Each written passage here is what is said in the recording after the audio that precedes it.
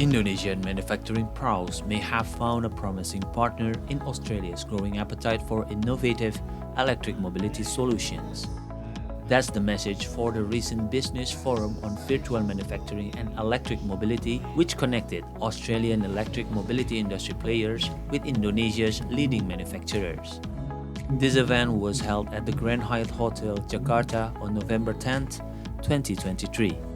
The forum also saw the launch of a new report on the electric mobility market between Indonesia and Australia. The report found that Australia's drive for electrification in the mobility sectors is underpinned by a national goal of reaching net zero emission by 2050, giving strong incentive to explore new markets for manufacturing and development. We have some plans for Indonesian operations, which we'd love to investigate. They're slightly different, but we believe they'll deliver around about double those benefits. We really think, standing in Australia looking at Indonesia, that Indonesia is really well placed for the global automotive revolution. It's a once in a generation, probably once in a lifetime, probably once in an epoch type of opportunity that two nations that have, I think, 50% of the globe's nickel and other important rare elements have to take real control.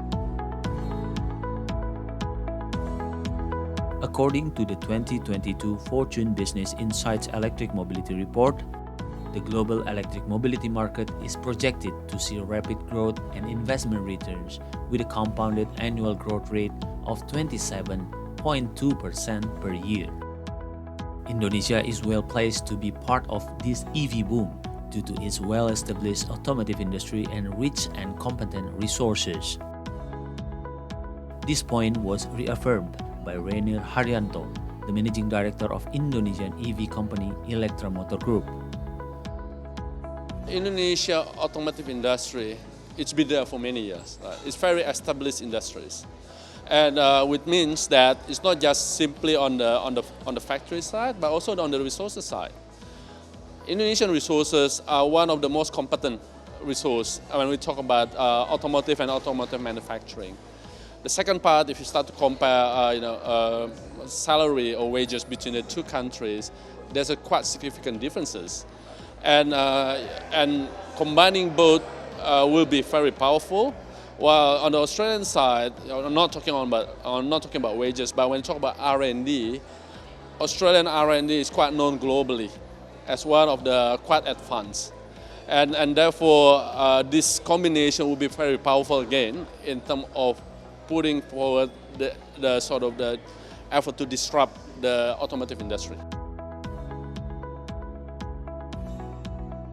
Meanwhile, the lead advisor of Katalis, David Mitchell, said Katalis will support the interaction between Indonesia and Australia, or vice versa, in advanced manufacturing, green economy, agri-food, and service.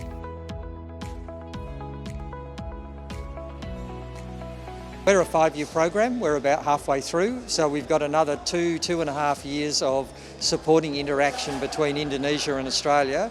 And the part of Katalis that I work in, market integration, we're particularly interested in advanced manufacturing, the green economy, agri-food and services. So, you'll see us for another 2.5 years.